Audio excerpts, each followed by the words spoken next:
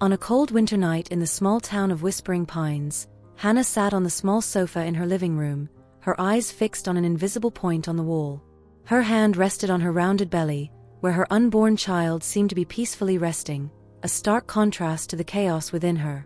Just a few hours earlier, her husband, Daniel, had walked out the door, taking with him all the promises of a future they had planned together. Hannah's life, up until that moment, had felt like something out of a fairy tale.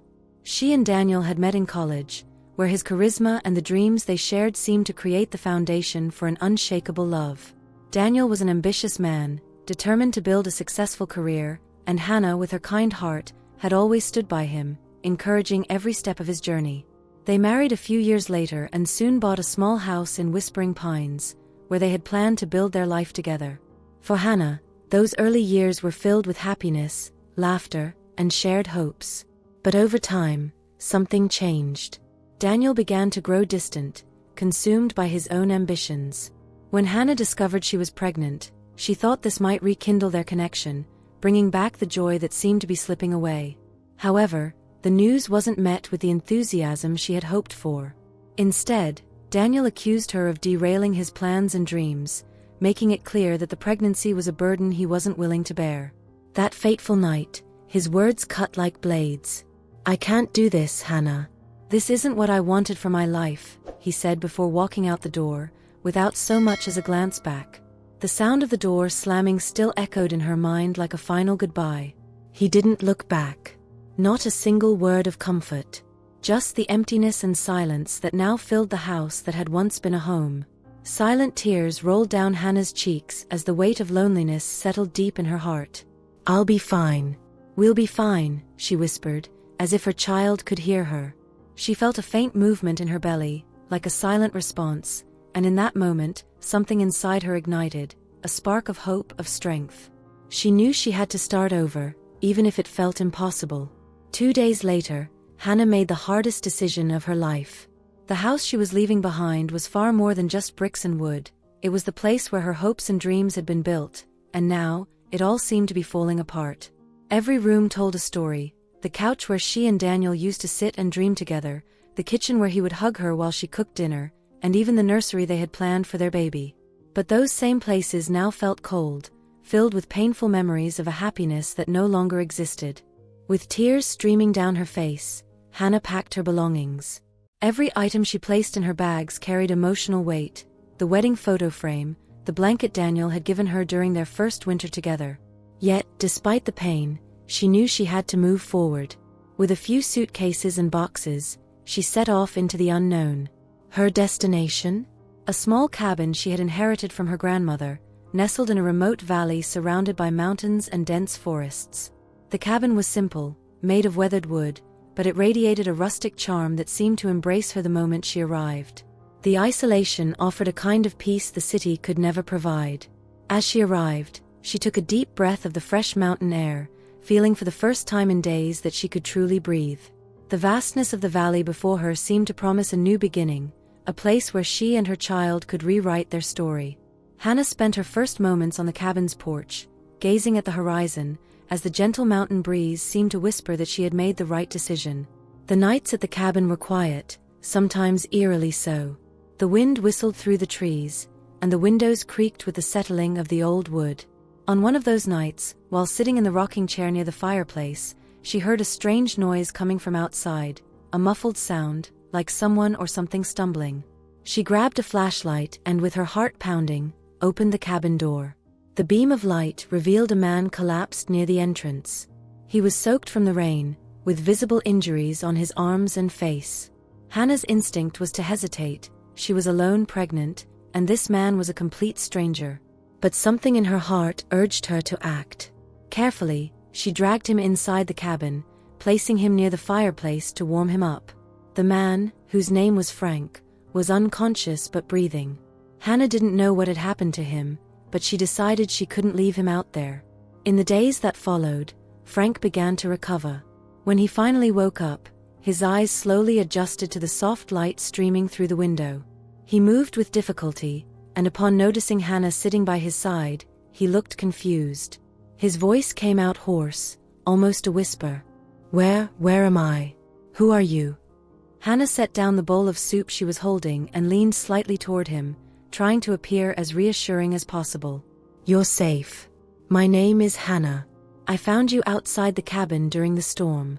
You were injured and unconscious, so I brought you inside. Frank blinked a few times, processing her words.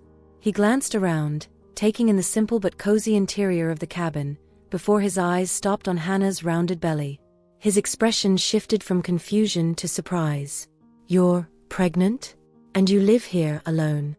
Hannah nodded slightly, a shy smile on her face. Yes. It's a long story, but this place is my refuge now.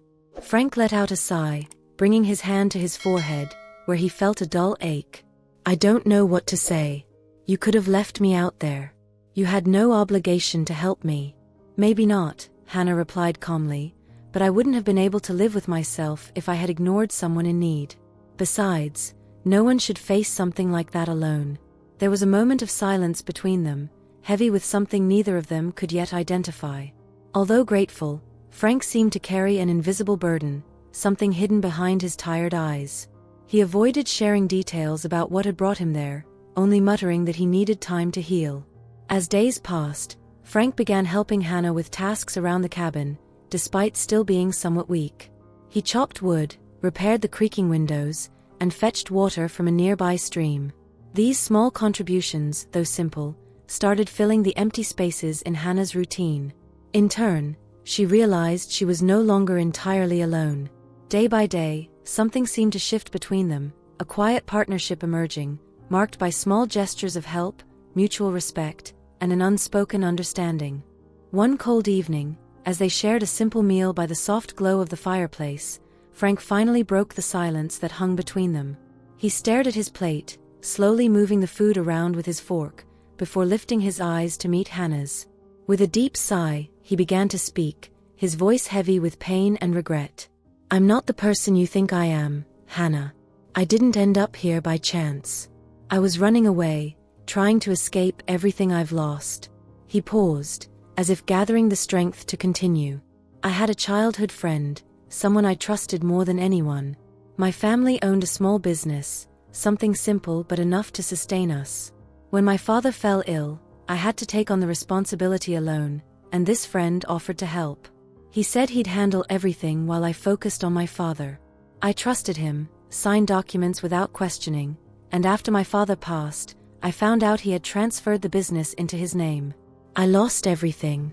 Frank stopped, his hand trembling slightly as he held the fork. It wasn't just the business. It was my family's legacy, my father's dream. And the worst part was realizing someone I saw as a brother could betray me like that.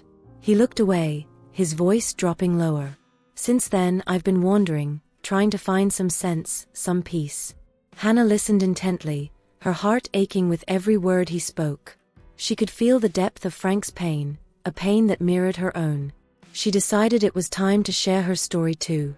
Placing her hand gently on the table, close to his, she began to speak, her voice soft yet steady. I've been betrayed too, but in a different way. When I told my husband Daniel that I was pregnant, I thought it would be a moment of joy, something that would strengthen our connection. But that's not what happened. He told me I was ruining his dreams, that I was a burden. His words cut like blades, and then, he left. He just left me here, alone. I thought I'd never recover from it. Tears glistened in Hannah's eyes, but she held them back, taking a deep breath. For a long time, I kept asking myself what was wrong with me. Why wasn't I enough for him? But over time, I realized the fault wasn't mine. Just like you, I was hurt by someone who should have cared for me. Frank lifted his eyes, and for a moment, the two of them stared at each other in silence. The atmosphere in the cabin shifted, filled with something almost tangible, a deep connection between two souls who shared similar wounds. For the first time, they both felt they were no longer alone in their pain. The silence that followed wasn't empty, it was full of mutual understanding and a quiet relief neither of them had expected to find. As the weeks passed, the bond between Hannah and Frank grew stronger. Simple gestures became deeply meaningful. Frank often spoke to the baby, placing his hand gently on Hannah's belly with a care that reflected the respect he had for her and the new life she was carrying. He always approached slowly, seeking her permission with his eyes, as if the act itself was sacred.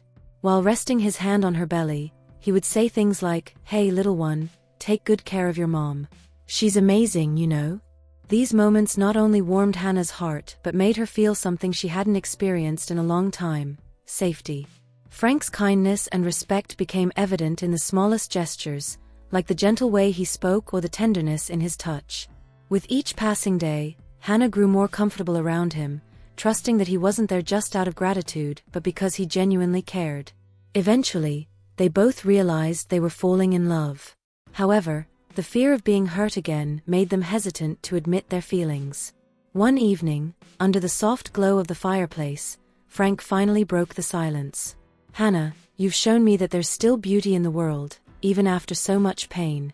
With tears welling in her eyes, Hannah replied, "And you've given me hope again." They kissed, sealing the beginning of a new story together.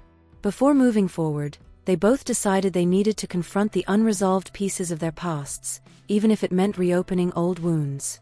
Frank returned to the city to confront the friend who had betrayed him, carrying a mix of anger and determination. The conversation was intense. The friend tried to justify his actions with weak excuses, but Frank, with a steady gaze, interrupted him. "I don't want your explanations or apologies. I just want you to know that despite everything, I won't let this define me." As he left that office, Frank felt as if a huge weight had been lifted from his shoulders. For the first time in years, he breathed deeply, feeling truly free to move on. Hannah, on the other hand, met Daniel in a quiet cafe in town. When he arrived, his expression was full of disdain, as if she were nothing more than a nuisance. But unlike the woman he had left behind, Hannah now radiated an unshakable confidence. She looked him directly in the eye and said firmly, "Daniel, I don't need you. I didn't need you when you left me, and I don't need you now. My child will have the best future, and I will make sure of that myself." Daniel, caught off guard by her strength, tried to argue but realized nothing he said would matter. Hannah stood up, leaving him alone at the table, as a profound sense of liberation washed over her. She had closed that chapter of her life and was now ready to embrace the future with Frank and her child. After addressing the unresolved parts of their past, Frank and Hannah finally felt ready to turn the page and begin a new chapter, their chapter. A feeling of freedom enveloped them like a light, refreshing breeze. A few days later, on a clear morning, Hannah began to feel the first contractions of labor. Frank, who was by her side, immediately noticed the change in her expression and, without hesitation, helped her prepare to go to the hospital. The drive was filled with emotion and anticipation as Frank, in a calm voice, reassured her, "We're almost there, Hannah. You are incredibly strong." When they arrived at the hospital, the medical team quickly took over. Frank never left Hannah's side, holding her hand firmly and offering words of encouragement. Hours later, the cry of a newborn filled the room. It was a boy. They decided to name him Lucas. Frank held Lucas in his arms with indescribable tenderness, tears streaming down his face as he said, "Welcome to the world, little one. We're going to take care of you with all the love we have." Hannah watched the scene, feeling a wave of gratitude and happiness like never before. In that moment, their lives changed forever. Lucas was the embodiment of the love and hope they had found in each other. The cabin, once a refuge of solitude, was now filled with the laughter of Lucas, the careful steps of Frank as he rocked him to sleep, and the unconditional love of Hannah. Frank became a devoted father, always attentive to the little one's needs, while Hannah blossomed in her new journey as a resilient mother. Together, they built a home full of love, support, and small daily celebrations, from Lucas's first smile to the moments when his tiny hands wrapped around Frank's finger. In the end, they reflected on the journey that had brought them to this point. They realized that the hardships of the past had shaped them but had not defined them. They learned that true love arises when two people have the courage to open their hearts and face their fears together. And above all, they discovered that even in the darkest moments, life offers new beginnings. In that cabin, surrounded by the beauty of the mountains, Frank, Hannah, and Lucas built a life that was much more than a fresh start. It was proof that love and courage can transform everything. May this story inspire those who hear it to never give up on starting over and to believe that even when everything seems lost, there is always another chance waiting. Did you enjoy this story full of love and resilience? Then don't let the emotions stop here. Like, share, and subscribe to the channel for more stories that inspire, move, and remind us that there's always a new chance to start again. You won't want to miss what's coming next. Thank you for being here and supporting my videos. You're helping me grow every day. I'll see you in the next story.